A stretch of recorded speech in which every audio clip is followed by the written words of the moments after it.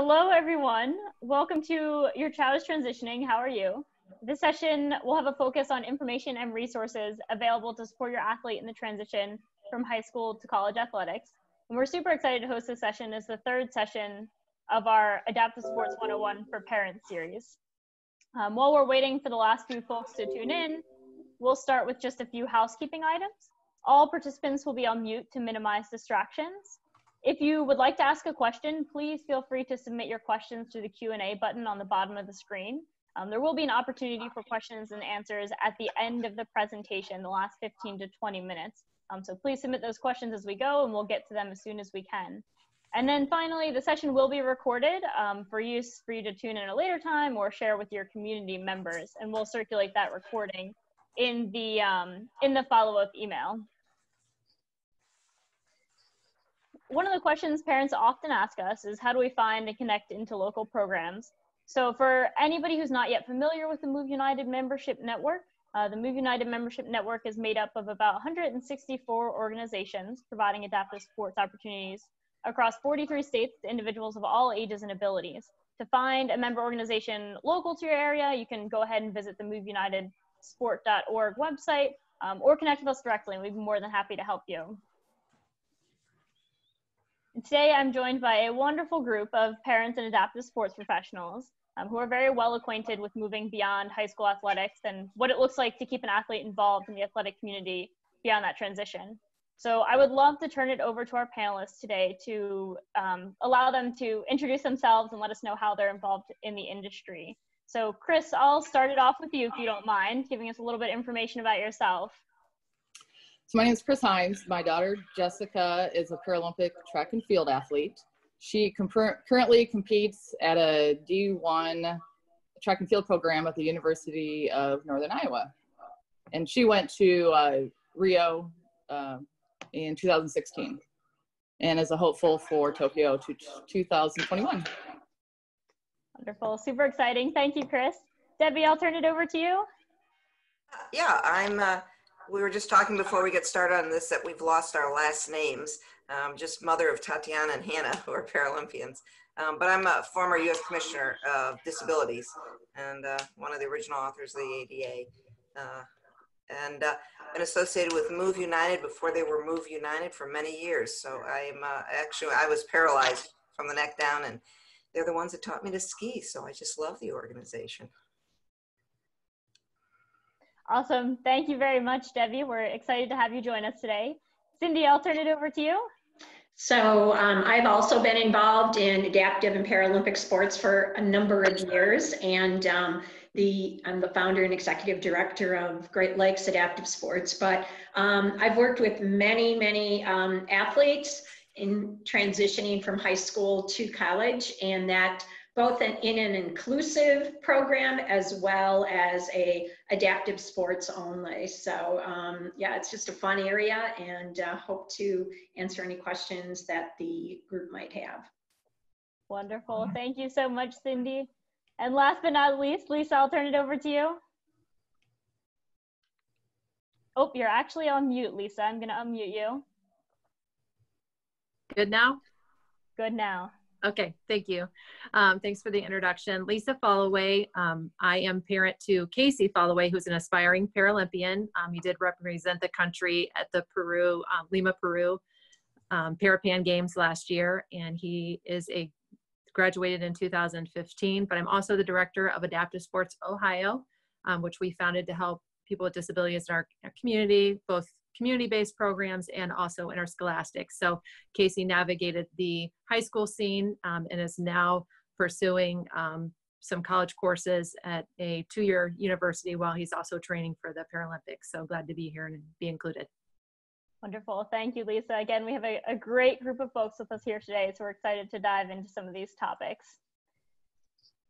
Before we get started with some of our questions today, we'd love to hear a bit more from you and who's here with us today.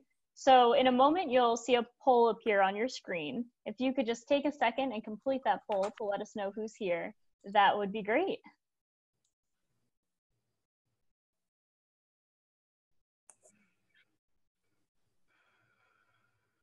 All right, we'll give a couple more seconds here.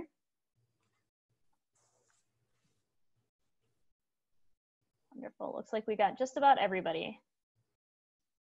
So we have a pretty good mix today. Some parents, several adaptive sport providers, some athletes, and some others. So thank you all for joining us. The first question we'd love to discuss with our panelists is, what are some common barriers to getting involved in college athletics? What are your recommendations in guiding your athlete to overcome these barriers? And Lisa, I'll ask you to start off this question if you don't mind. Sure, thanks, Kayla. So speaking as a parent, my son was born with his disability, and some of the things that we were considering as he was graduating from high school and wanted to pursue a more elite level at college was, where's the best place for him to get a college education, but also pursue track and field a little more competitively. And so there's some great colleges that do offer programs for track athletes that were quite a few hours from Ohio. So one of the things that we took into consideration was what's best for him medically, and what did he have going on? Would it be a good move for him to go a couple states away? Would that be the best for him? So for us, on a personal level, we decided that he should stay local. Casey had a spinal fusion in 2015, the year he graduated, and had some health complications from that.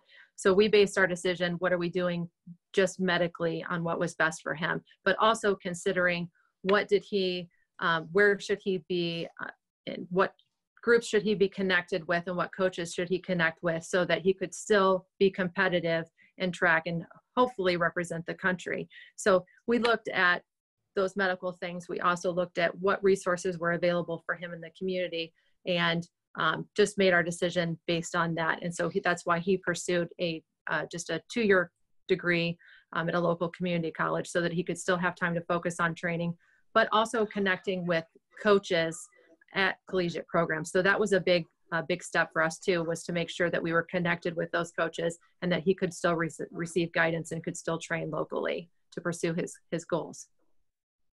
Wonderful. Thank you, Lisa. Cindy, I'll turn it over to you next.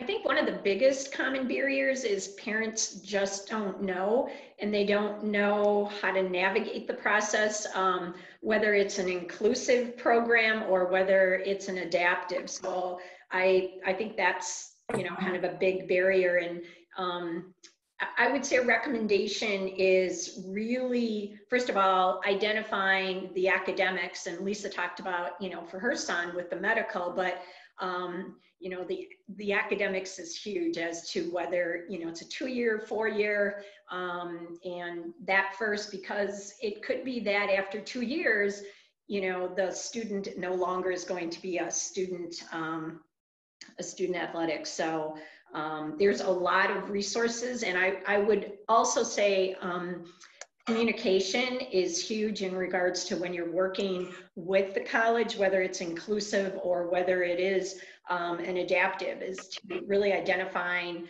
the goals of the student. Do they want to be a recreational athlete? Do they want to just work out? Do they want to be part of the collegiate program? Do they have aspirations of an elite athlete, as both Kris and Lisa's son and daughter, to go to the Paralympics, and what does that take? So we can talk a little bit later on that, but I think a lack of knowledge is huge. Great, thank you, Cindy. Debbie, I'll turn it over to you next. Sure, I think it depends. I echo what Cindy said, whether your student's going to be a recreational or trying to go on the professional or the Paralympic scene. On that, there are a number of colleges that do have para sports programs in them, and certainly that makes it a lot easier. Also, those colleges, the coaches are good to get to know. They do go out and recruit. They do have some rules of when they can recruit and what they can talk to the student. If your student is really good, there are scholarships available. I'll tell you though, in my session, I'm going to tell you why we don't call them scholarships, but they are financial helps for your student, scholarships as you may know them, which can certainly significantly reduce the fees for college. I think there's another question on that, but I would go ahead and look at all colleges, not just in-state and by the tuition, because there may be some financial things that can make going to college in your state or out of state about the same price. And then certainly what I can tell you is that I'm involved with some of the athletes that are having a tough time getting their schools to allow them to participate. And I can tell you the USOPC, myself and some others are trying to help the athletes navigate that. It's not easy, but again, it depends on what college you're going to and how it works. But the coaches and certainly Move United will be very helpful in helping you navigate some of those things. Absolutely. And as Debbie and Cindy mentioned, we will take a deeper dive into some of these questions. We're just kind of scratching the surface now. So thank you very much. Kris, is there anything else you'd like to add to this question? I know Cindy talked about academics. You know, as a parent, we want our kids to go to a good school. And so I'll touch a little bit about a coach. Jessica is my middle child. So my oldest child ran in college as well. So we had been familiar with, that process. With my oldest child, my goal as mom, I wanted two things. I wanted a coach that would help her get better, obviously, but I also wanted a coach that would make her a better person. I wanted a coach that would be healthy for her. This is my oldest, give her self-esteem, make her feel good about herself. And then with Jessica, we pretty quickly realized with an adaptive athletes, there's another segment. And that's the coach that I always describe it as gets it, that they understand things are going to be a little different, and that's okay. And we'll talk a little bit later on working with a college that has no adaptive experience. But what's most important, when you're talking with coaches, you want them to see your child as an athlete first. That's very, very important. And that weeds a lot of coaches out. You don't want them to look at your child as someone with a disability and what do I have to do to get them to work in my program and be an athlete. You want a coach that looks at them and said, here's an athlete, and then talk about what they need to do to work in their program. So that mindset, when I think about that, when I talk with coaches, it's pretty easy to figure out what coaches are really going to work and be successful and what coaches you're just going to struggle with to get your child what they need. Absolutely. Thank you, Kris. So diving into our next question, it's what are some key differences generally between high school and college athletics that athletes or the parents should be aware of? And Cindy, I'll ask you to start off with this one, if that's all right. Sure. I think the biggest is, I would say, the level of independence. I've had so many of my own kids that I've coached and parents I've worked with, and they said, well, what do you mean that the coach doesn't check on them to come to practice? And I'm like, no, you don't go to practice. You don't go to practice. And, as we're training kids in the high school, we want them to be independent and want them to go to practice. But, there are times that we're like, hey, why did you miss practice? And, at the college level, really, at least the athletes that I've worked with, they need to be independent. They need to be getting themselves up in the morning, and they need to, to not be going out the night before if they've got an early morning practice. And so I think that's one of the biggest key. And, and a lot of the kids that have come through really good Move United programs, high school program, they're used to this. So it's not a hard transition, but there's a lot of social factors when you go away to college and your independence for the first time that, everybody in the dorm's going out, but we have a meet the next morning. So again, I think navigating those factors is a big deal. So. That's great. Thank you, Cindy. And Debbie, I'll turn it over to you next. Yeah, this is also college. You're in college to get a degree, to study. And so, oftentimes a lot of these kids, I'm loving playing whatever sport it is, but learning how to juggle your academics and the college program, it's like Cindy said, if they say you need to be here at 6 o'clock for practice, you need to be there, not late. I will tell you some of the other things I hear from the colleges is that hygiene, the personal hygiene, can be an issue with some of these kids. I'm talking with one parent where, you know, the kid just isn't catheterizing all the time and smells. You know, they're not going to tolerate that at college. You know, you show up and you better take care of yourself. So I think parents, that's an important thing to, you know, to say to the kids, look, you may have been tolerated this in high school or at home, but it won't be tolerated there. Again, they've upped their game. And those that get scholarships, they're being paid to go to school. So they have, it is a job. You know, they could end up working, playing sports 30 hours a week or more. So they really need to know how to juggle. I can tell you that Tatyana said that it was, for her, she said it was like Groundhog's Day. You get up, you eat, you go to practice, you come home, you eat, you study, you may practice again, you eat, you study, you go to bed. But it's very disciplined and it's a routine.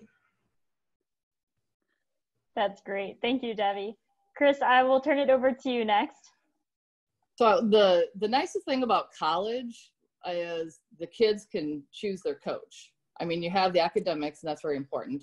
When you have it narrowed down with that, you can meet with the coaches. So it's where high school, most kids are just kind of given who's at the school and the district they live in. So it's really nice that you can choose that. The disadvantage is in a school, if you stay in the same school system, it's possible everyone knows your kid. It's probable the coach they have has had training in adaptive sports because a lot of them are PE teachers. But then suddenly you go to college and you have a new coach that hasn't had any training with adaptive sports. You know, they haven't had any experience with that at all. So that leads to a couple things. The child really needs to learn to adapt, to advocate for themselves. That's huge. And I look at my daughter and she's great at that and has made huge strides. She was good in high school and she's really good now because when they're there and they're by themselves, it's just them. And, you know, they don't want the coach to make them do something that they shouldn't do. And it sounds simple, but when you're a kid and you're brand new and you're a freshman, you have all these older kids and you're dealing with a brand new coach that you want to impress, you know, it can be hard to say, this is not safe for me, or I can't do that workout. So that's just huge. Another thing is educating others around you, then that is both the coaches and the teammates. You know, just educate them about who you are, what you can and can't do.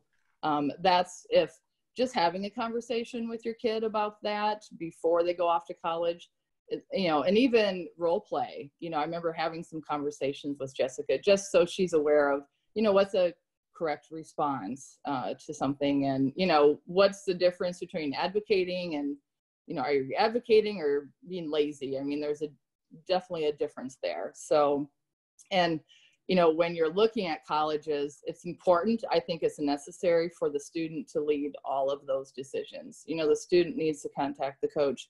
The student, when you're meeting with the coach, the student needs to lead all of those. And that'll set, if they're leading that conversation with you there, then it'll get easier because they've already done it once. So then when they go to college and you're not there with them, it's easier for them to make the next step. Those are excellent points. Thank you so much, Kris. Lisa, is there anything that you would like to add to this particular question as it pertains to yours and Casey's experiences? Sure. Yeah, so I think I'll piggyback on what Cindy was saying. The difference between high school and then collegiate, obviously, when you're not connected to a collegiate athletic program, is the importance of staying disciplined and moving from regular high school practices and regular meets to now being more independent and needing to stay focused on your athletic goals. It can be more of a challenge. So definitely I encouraged Casey to set goals, plans for his competitions and what his minimum time he needed to be out training each week. That was super important because that discipline needs to come from within.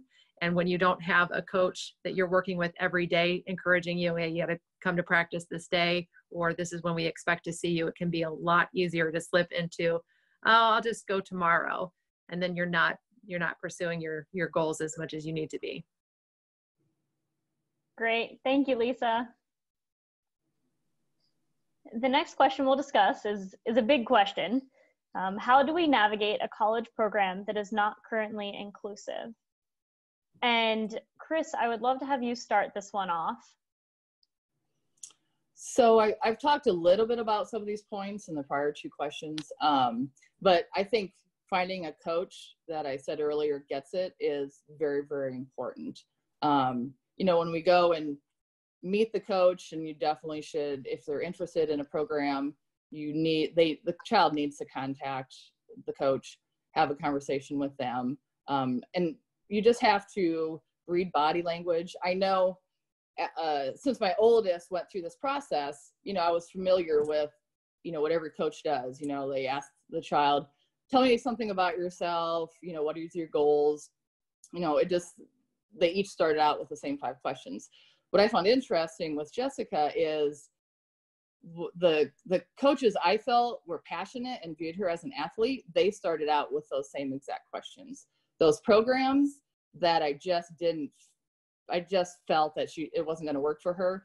They didn't even ask her about her goals. You know, they started out just asking various questions about, you know, what was needed. And I'm not saying it's not important, because it's very important to be upfront with them and to let them know things will be different. And don't back down, you know, just say, you know, I will need this, you know, we will need this, just so there aren't any surprises when they show up on campus.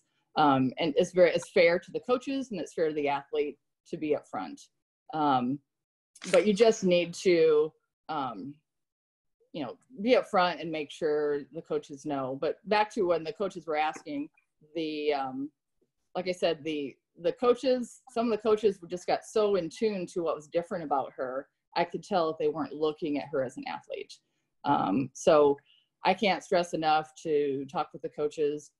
And even when your child's asking questions, you know, look at the coach's reaction. You know, are they answering those questions just as they would answer them with able-bodied athlete, or are they trying to talk your child already into doing things that are different? And another thing I think is important, because in Jessica's case, we met, she had emailed the school she ended up going to. She had emailed the coach and asked for a meeting. And first of all, when we showed up to the meeting, every coaching staff person was there. So I was very impressed with that. And, you know, the coach was asking good questions. We just got a really good feel. However, you know, when you get a good feel about someone, but you just never know, you know, are they just telling you what you want to hear? And will I show up on campus and it'd be completely different? So one thing we did with Jessica, and she was an athlete. She was going to run and throw at a D1 program, and she was never going to score for the team. So they were taking on an athlete that, you know, would never give them any points. And so I did have a conversation with Jessica before she went to school, and told her, I said, you know, if you get there and it's frustrating or it's not working, I said, well, it'll be fine. I said, we have figured it out before, we will figure it out again. But I wanted to make sure if it was not the success she thought it would be, I wanted to make sure that she would still be okay, you know, still training there. And on that note, you know, definitely make sure that you have use of their facilities. Make sure you have that written in stone somewhere that they're okay with that. So if you get there and the coaching just isn't working and the athlete has to work on their own, just make sure you have the facilities so you have a backup plan. Wonderful. Thank you, Kris. I know those conversations are very valuable, and it's great to hear your experience and Jessica's experience firsthand and kind of understand a bit better what that was like. Lisa, I'll turn it over to you if you'd like to add anything to this particular question. Sure. So I would say it's very important for the athletes themselves and also the families to be educated on what their rights are. Definitely review all the different options that are available for collegiate athletics, depending on what sport you're interested in and what school you want to attend. But be educated on what is required for the school to provide, and advocate, but also educate.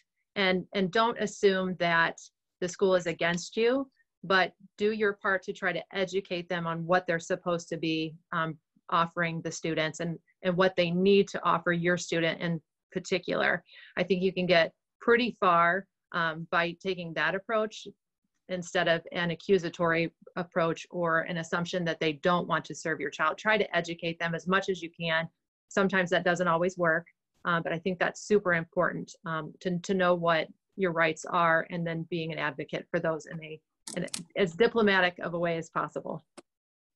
Great, thank you, Lisa. And education is certainly something that's come up across all sessions in this series, so that's great to hear. Thank you.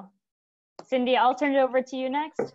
Kind of to piggyback on what Lisa just said in regards to educating on rights, also educating the coach on the para sport. And I'm going to just reference track at the moment with all the various ambulatory and wheelchair classes. There's a lot of information there for a coach. Same with swimming, that maybe has not had an athlete with a disability. So I think really educating that coach on that specific sport is very, very important. So they, understand the aspect, they understand what classification is.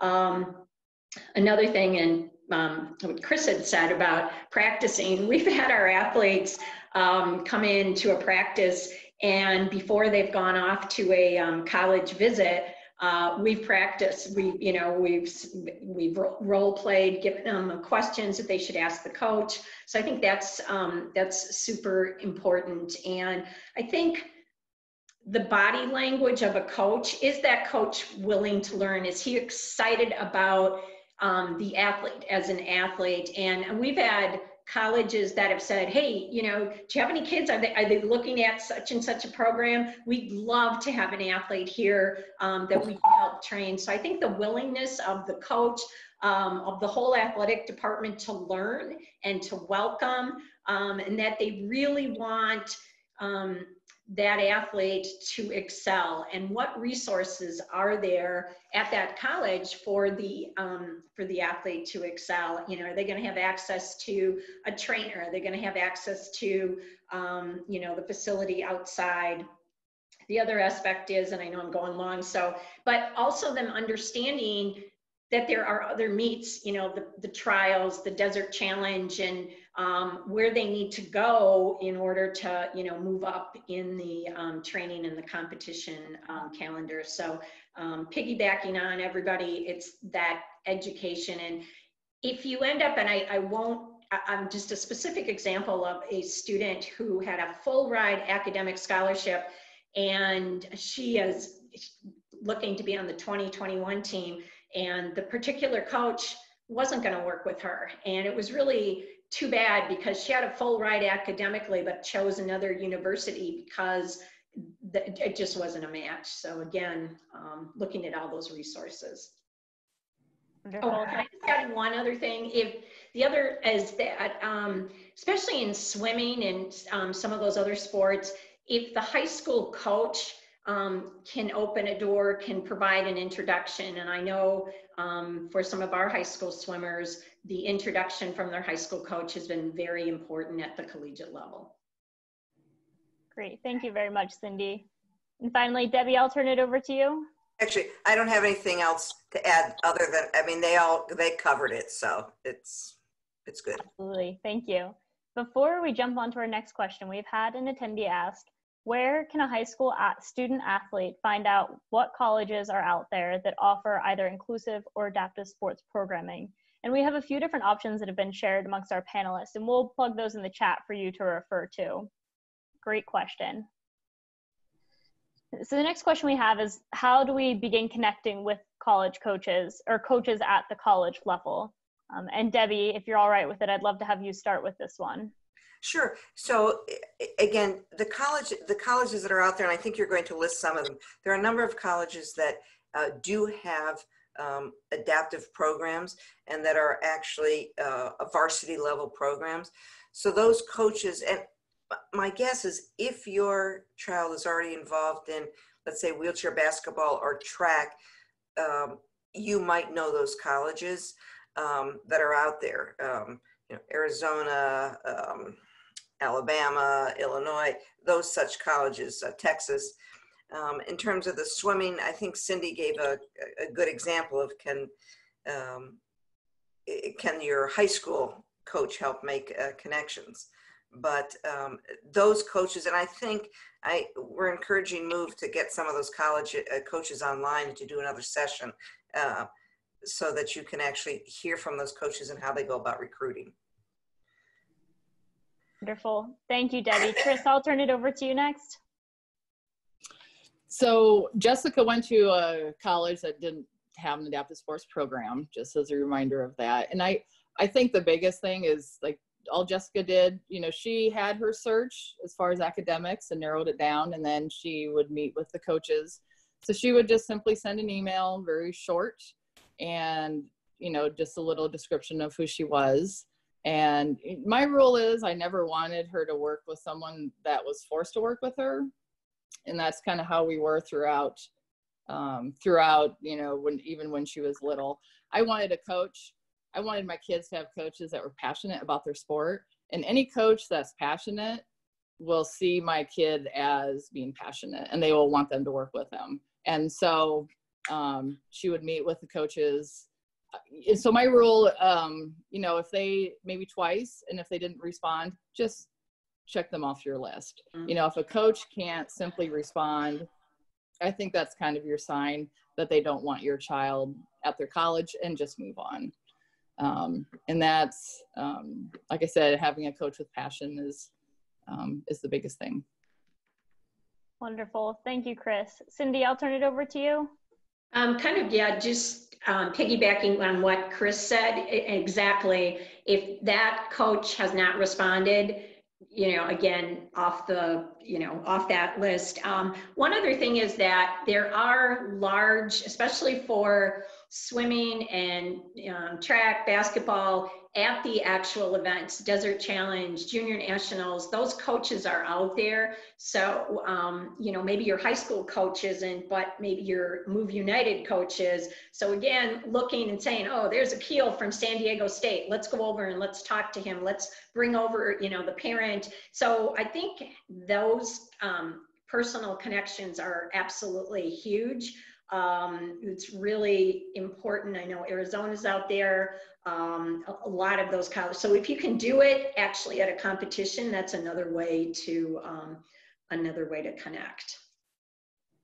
Wonderful. Thank you, Cindy. And it looks like we've lost Lisa for the moment, but we'll loop her back in when she's able to rejoin us. The final question we have here before we open it up to attendees is, what resources should we or our athletes be aware of to help with this transition? And this is one, Cindy, I'd love for you to start out speaking to kind of your experiences and insight.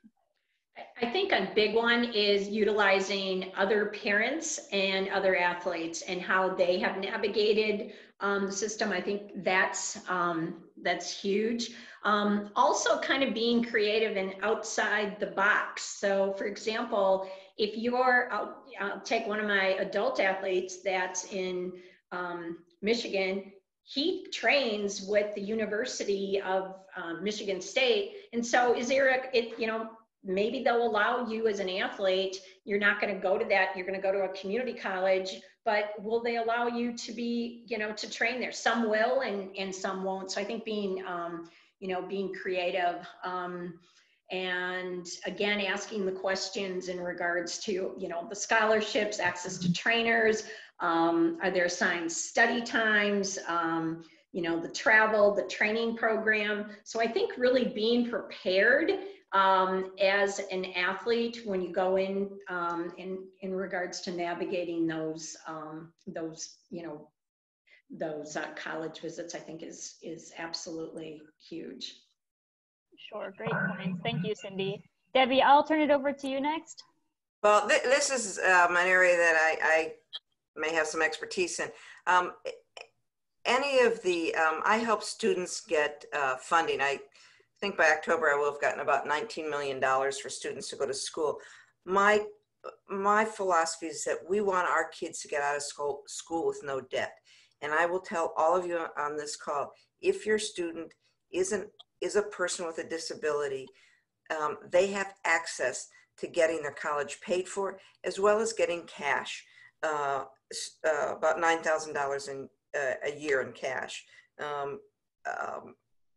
All of them do. There are programs out there. I helped write some of the regs, so I know what's there. But again, that resource is very, very important to parents. So when Cindy talks about here are things that we want to help with the transition, what I want to help is get the kids college paid for and not have you take out loans. So this does not mean, and I'm not talking about financial resources because they're an outstanding athlete, but because they have a disability. If your student has a disability, they should be getting this money. $9,000 in cash a year for the rest of their life until you work, and they should be getting their college books, room and board, and tuition paid for. That will be a seminar coming up, but it is out there, and you should definitely be aware of that. Amazing. Great. Thank you, Debbie. And as Debbie mentioned, in 2 weeks on August 26th, we'll be hosting a session where Debbie will have a workshop specifically on this topic. So we'll invite you to tune in and attend that as well. So thank you there. Kris, I'll turn it over to you next. I would agree with Cindy. I think other athletes and other parents are a huge resource, what worked for them, what didn't work for them. And just, if they haven't narrowed down to various schools, if there's a disability office at the college, that may help them with the resources. But what Cindy and Deb said pretty much covered everything else. Wonderful. And finally, Lisa, I'll turn it over to you. Yeah, I would say definitely use your high school coaches and their connections as a resource. I know we've had an opportunity to use some of our local coaches to reach out to their networks and their coaches and talk with them about including athletes in their programs. So they have a lot of power, and they are a resource that parents should absolutely consider as they're transitioning into college. Wonderful. Thank you very much, Lisa. So this brings us to the conclusion of our guided questions, and we'd love to open it up to all attendees to pose any questions. Again, feel free to pose questions through the Q&A feature at the bottom of your screen. One question that we've had come in so far is, are there any existing credentials that are preferable for a coach to have that we should be aware of when looking at these different programs? And feel free to hop in, any panelists who would like to speak here. I'll just say with Jessica being on national team, her coach does get a stipend. And so having a USATF level 1, he gets a bigger stipend for that, but that's very, very minor. I mean, that's something they can get later, but that's really the only credential that, Jessica's coaches have needed. Well, they actually have to, and what Kris is saying is these, in addition to the credentials, they all have to go through a safe sports and background check, which is something that we all want them to go through. They have to be certified yearly on that. Wonderful. Thank you both. Another question that we've had come in is, and this actually came up during the session, if my athlete is not scoring points in college, how can I help and what should the athlete do? Because they're not scoring points, or what do you mean? So from the way I'm reading it, because they're not scoring points for the team, what should they do? I would say to self-advocate. So I think I know what they're saying. Like Jessica, for example, her marks are not good enough for a D1, for her to score any points for the team. So from a team standpoint, she's not giving them any points. So she, they took her on not because she would score points for them, but because they felt her as an athlete, her passion, her work ethic would lift the team up. And so it's kind of difficult to say what an athlete can do or not do. But Jessica, just because she's passionate, and a lot of times our adaptive kids are very passionate, are very hard workers, just because they've had to go through a lot just to be accepted as an athlete. So, I would say if your child is a hard worker and is an athlete, when you meet with that coach, they will be able to see that. And I can guarantee you, whether you will, be helpful for the team at the conference championship or not, if that coach sees your athlete and she sees that passion just coming out, and, you know, and they can even talk to their high school coaches, and their high school coaches talk about what a good work ethic they have, that coach is going to want that athlete. I can guarantee it. And that's what we found with Jessica. I mean, they could just tell. And so they knew she benefits that team in other ways that are just as important. I would just add, in addition, is that coach should be asking the athlete, you know, even though that athlete's not going to score points, what are your goals? What can I do as a coach? What can we do as a department to help you make those goals, to help you make, you know, whatever that might be, whether on more of a recreational or, again, on an elite level. But those coaches should be asking the athlete those questions. I still remember when we first met the coaches of the school Jessica chose, and this comment wasn't prompted, but the coach just told her, he said, Jessica, if you come here, you'll be respected as an athlete, and your teammates will support you in whatever endeavor, you know, you're doing. And I was just blown away, because I could not have written a better speech of what I would want her coach to say. And I don't know where that came from, because a lot of people that are outside of the adaptive sports don't understand how important that is, because that's not easy at times for an adaptive athlete. But it was great for him to say that. So just look for those little cues, little things that the coaches say that you can tell that they understand, and they're going to treat your athlete as an athlete and not as something that they have to deal with. Awesome. Thank you, Kris. Another question that's come in is, recognizing that there's not necessarily one consistent path for an athlete graduating high school, could you speak to some of the different options you or your athlete may take, or have considered taking, or have taken? And actually, Lisa, I'd love to pass this one off to you to start. Yeah, absolutely. So again, I think it's important, based on the athlete themselves, what the best choice is for them to pursue a degree.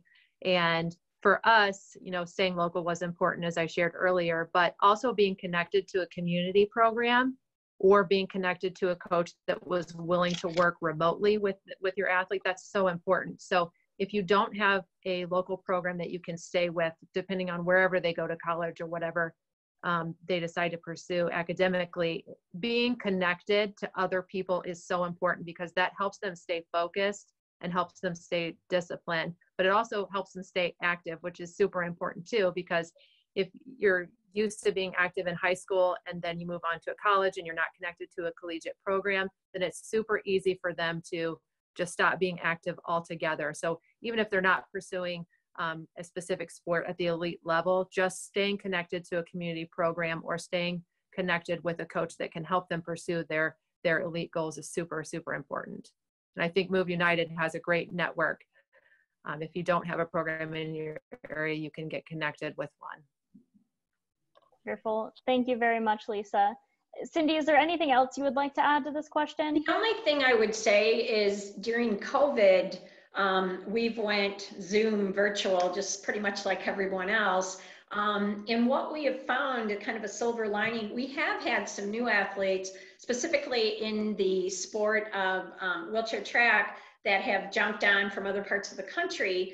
And really, there's not a club in their area. So it's been so much fun for us to have some of these new athletes on Zoom, where we can take a look at, and they're not at the elite level, they're more beginning to middle, but you know, we can take a look at their hand rims and go, wait a minute, your hand rims are way too big. Or we can take a look at seating, or we can take a look at the stroke.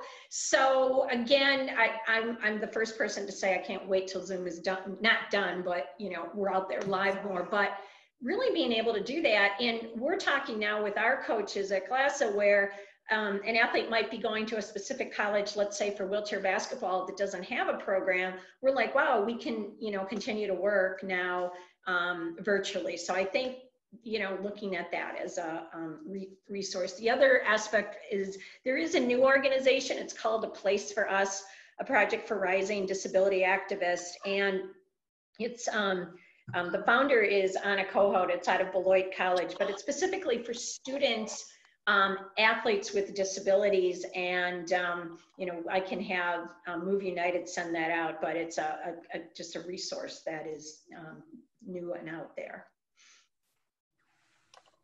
Thank you, Cindy. We can absolutely share that in the follow-up email. We appreciate that. Debbie, is there anything you'd like to add here? That's good. All right. And Kris, is there anything else you would like to add? Nope. All right. So we've had another good question come in. What should athletes be looking for specifically when they are either looking at a campus or they're on campus? And that could be in regards to like accessibility, dorms, facilities, anything along those lines.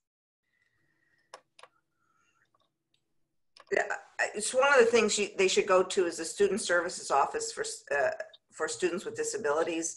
The colleges must have one. The colleges should have one to see what services they offer there, and depending on the needs of the students, whether they're need of mobility or visually impaired or extra time for classes,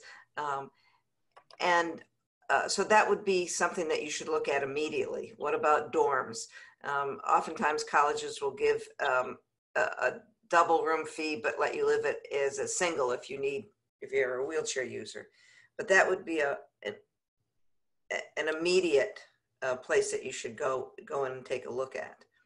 So that doesn't answer the coaches things, but like Kris was saying, you got to know the coaches. The other thing I would ask is, what do your varsity students, how do you treat them? Because a lot of the schools, the varsity students have access to a study hall, a study building. And I felt like I was walking into the Ritz-Carlton. It was gorgeous. It's free tutoring and free computers and printers. And I mean, they're unbelievable. But you want to make sure that it is offered for your student if they're on. And I like what Kris said. Make sure that they have access to the facilities and everything that other student would have access to, not like, well, you can't use this because you're not really an athlete. So if they're trying to be on one of the teams, even if they're not scoring the points, but if they accept them as part of it, look at those facilities. Wonderful. Thank you, Debbie. Another question that's come in, and this is understanding that this webinar is targeting parents. What role should parents play in this process of seeking out, a college team or a program beyond high school? So I'll take that one first. And I said this before, it's very important that your athlete lead this entire process. They need to be contacting the coach. When you meet with the coach, they need to be asking questions. If the coach asks the parent a question, that's fine, but the athlete needs to be asking all the questions. And then as a parent, your job is you need to watch that interaction between the athlete and the coach, because that'll, like I said, I would watch how they would react to her questions, and I pretty quickly could see, is this a coach that is so passionate they want my daughter because they can see her passion, or is this a coach that will take her, but she'll probably be at the bottom of the pile when it comes to, getting attention and the things she needs. So that's probably the biggest thing I can say on that. Sure, great advice. Thank you very much, Kris. And this is also a topic that we did touch on a bit, but wondering if anybody else has further advice on what to ask when talking to either teammates or coaches when looking at different colleges. I'll take this again. Like I said, I would let Jessica ask the questions, but we would have a conversation. I did this with both of my kids that ran in college. It's just things they were interested in just in general. They would ask the coach, how much did athletes improve, and what are how do you structure when athletes are injured, or, you know, because an injury is how they respond to an injury is very similar to an adaptive athlete, because when an athlete is injured, they have to make adjustments to the workout. So when you see the answers to those questions, they're kind of telling you how they're going to treat your child. You know, if injury is just they're off on their own and on their own, then you kind of know where your child will stand. Where if they talk about what happens with injured athletes and the process, it's a good indication of how it'll work. And then another big question is, and like I said, I would have my athlete ask all of this, but, you know, just talk about workouts, you know, how individualized, because my daughter does track and field, how individualized are the workouts? And once again, that would really give you a good indication, is your child just going to be put into a cookie cutter, or are their workouts very individualized, and you know they will give your athlete a workout that's designed for them? Or will they have to spend half the workout standing to the sideline because it's a workout that they're not able to do? So I hope that answered their question.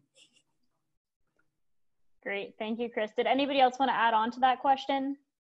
I think it's important, I'll just chime in real quick, that the student is aware of what medical care they can get in that community. If it's not somewhere that they live, or it's a few states away, knowing what medical care they have access to on the campus, but so outside of the campus.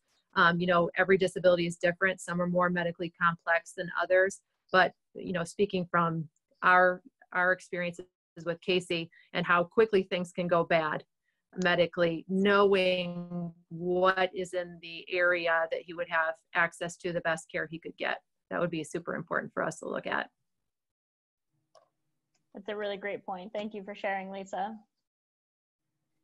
So we have time for just one or two more questions. So any attendees who have additional questions, please feel free to get them in now. We do have one that is, are high school adaptive athletes expected to follow all of the NCAA recruiting rules and to meet NCAA prereqs for admission?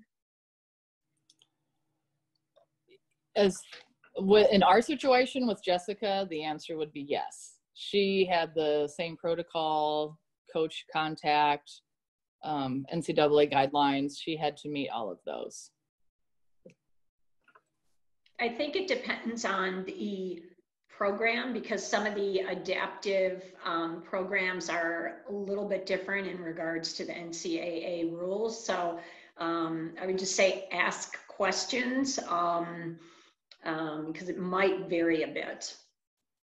Some of the colleges are trying to follow the guidance, but because, as Cindy said, our athletes may have some particular needs for something that wouldn't exactly qualify. But I think that a lot of them do follow the recruiting when they can and can't talk to them. Right. But it's not 100% firm. Some are. Great, thank you. And one question to follow up on that and the different types of programming out there is, are most seated adaptive athletes only playing wheelchair basketball or competing in wheelchair track? Are any college programs including seated throwers, and then in parentheses, discus, shot put, javelin? I'll take this in that because it affects some of the athletes we've had. There have been opportunities, universities, colleges that have said that they'd like to have a seated thrower. So I think even though the program may not have a seated thrower at the moment, that they definitely should reach out to the college and say, you know, my student is, or my son, daughter is a seated thrower, and, you know, we'd like to train. So I know for a fact there are colleges out there that would be willing to work with a seated thrower. It's just kind of taking that next step. Just to piggyback on what you're saying, Cindy, I think demand creates supply. And so students should not be afraid to reach out and pursue collegiate sports and not be intimidated by that, because the more people are asking for opportunities, the more likely we're able to start more conversations and get more colleges across the country offering opportunities for our athletes. Wonderful, thank you.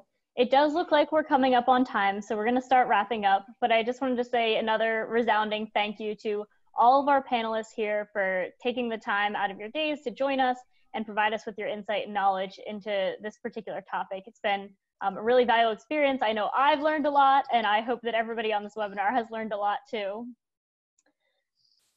And then we have exciting news. We did mention this earlier, but we are extending this session, or this series, sorry. We'll have a bonus session, a live workshop with Debbie McFadden, who's featured here as one of our panelists. And the session will be accessing funding opportunities for your athletes' college education. If you're curious about this topic or have friends who may be interested in this topic, please spread the word. We'll circulate the registration link in the follow-up email to this session. So that'll be coming in the next day or two.